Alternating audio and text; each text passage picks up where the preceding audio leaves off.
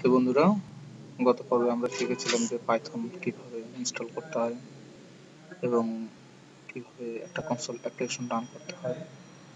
তো পাইথন শুধু যে আপনি কনসোল প্রোগ্রামেই রান করবেন এবং আইডিএলই তেই রান করবেন তা নয়। পাইথনের বহুত আইডিয়া আছে, যেমন পাইচাম আছে, জেটব্রেইনের, তারপর আপনার সাবলাইম টেক্সটও সাপোর্ট করে।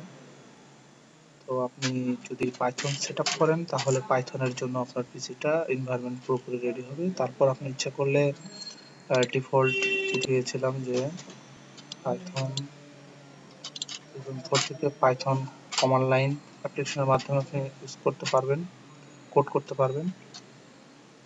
আইডিয়ালি পাইথন GUI এর মাধ্যমেও করতে পারবেন। তারপর আপনার সাবলাইম টেক্সট দিয়েও করতে পারবেন। তারপরে জেটব্রেনের পাইচাম, যেমন আমার আছে, পাইচাম দিয়েও করতে পারবেন। পাইচাম দিয়ে বড় বড় অ্যাপ্লিকেশন করা হয় কারণ এর ইউজার ইন্টারফেস এবং ইউজার সাপোর্ট খুবই ভালো। এবং জেটব্রেনের এই পাইচাম প্রোডাক্টটি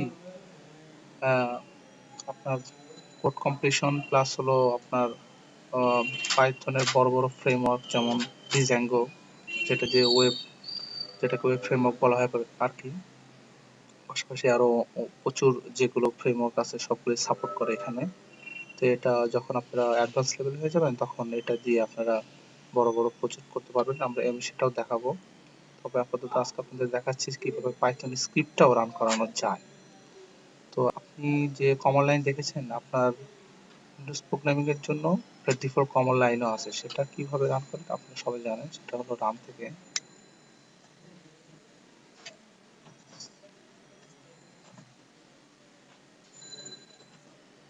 সিএমডি লিখে কমান্ড লাইন রান করে।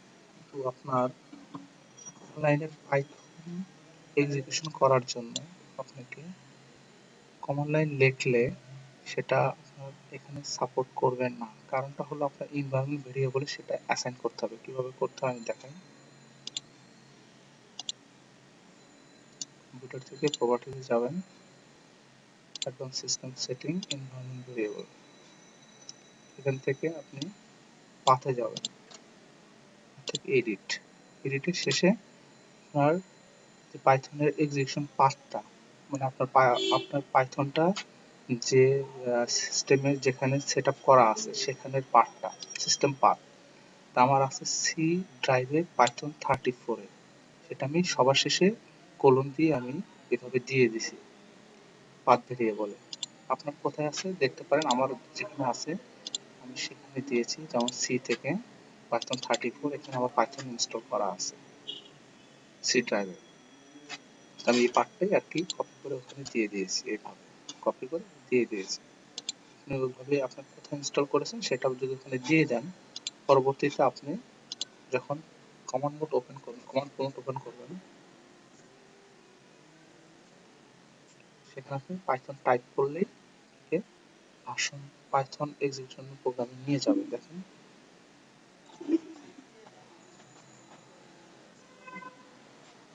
সেম পাইথন কমান্ড লাইন যে আমরা প্রোগ্রামটা রান করেছিলাম ঠিক এরকম না, এরকম। এখন আপনি যদি এখানে প্রিন্ট যেভাবে রান করেছিলাম প্রথম লেসন 1-এ, ঠিক ওইভাবে রান করলে এখানে আপনি পাবেন, কনসোল আউটপুট পাবেন আর কি।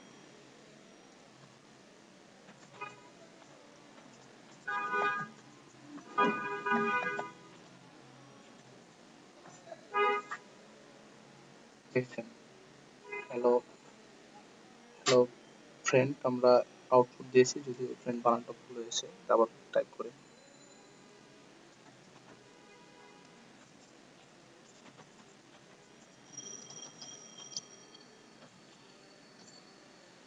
আউটপুট পেলেন। এটা দিয়ে আপনি ইচ্ছে করলে আপনার পাইথন স্ক্রিপ্ট গুলো, এটা এখনো দেখি নাই আমরা, পাইথন স্ক্রিপ্ট কিভাবে বানাবো সেটা আজকে দেখবো। যেমন এখান থেকে প্রথমে বের হয়ে আসে, বের হওয়ার জন্য আপনাকে টাইপ করতে হবে এক্সিট মেথড একটা।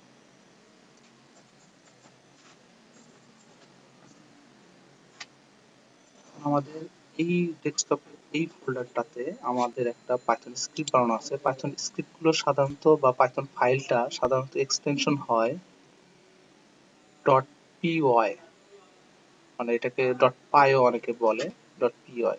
এটার ভিতরে আপনি যে কমান্ড গুলো লিখবেন। দেখেন এটা আমি এডিট মোডে তুলি, দুইটা প্রিন্ট কমান্ড আছে, একটা প্রিন্ট হ্যালো, একটা প্রিন্ট অসম। এটাকে এই ফাইলটাকে বা স্ক্রিপ্টটাকে যদি আমি রান করতে চাই, কিভাবে আমি রান করব দেখেন। আমাকে প্রথমে এই পাথে যেতে হবে।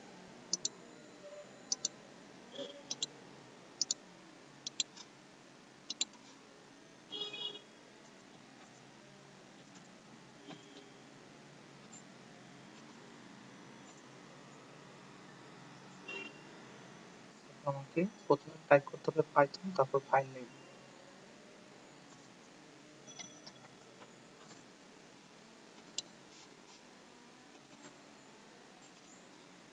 Hello hello dot PY.